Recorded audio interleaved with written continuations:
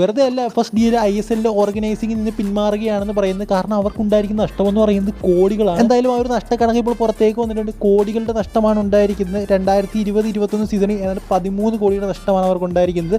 2021-22 സീസണിലാണ് ഏറ്റവും വലിയ നഷ്ടം സംഭവിച്ചിരിക്കുന്നത്. ഏതാണ് 46 കോടി.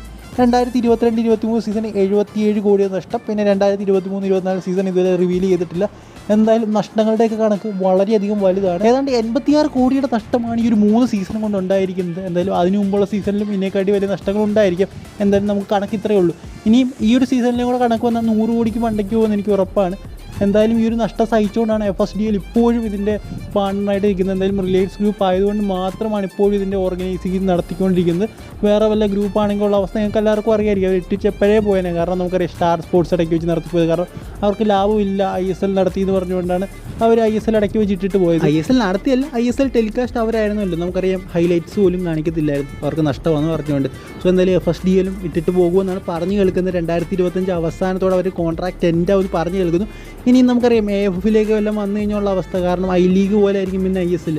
സോ അതുകൊണ്ടാണ് എല്ലാവരും പറയുന്നത് ISL അവസാനിക്കാൻ പോകുന്നു എന്ന്. എന്തായാലും അങ്ങനെയൊന്നും ഉണ്ടാകത്തില്ലെന്ന് തന്നെ വിചാരിക്കാം. റിലയൻസ് ഗ്രൂപ്പാണ്, അവർ വെറുതെ അങ്ങ് ഇട്ടിട്ട് പോകാൻ തോന്നുന്നില്ല. കാരണം അവർ തുടങ്ങിയ സംഭവമാണ്, നീത അംബാനി തുടങ്ങിയ സംഭവമാണ്.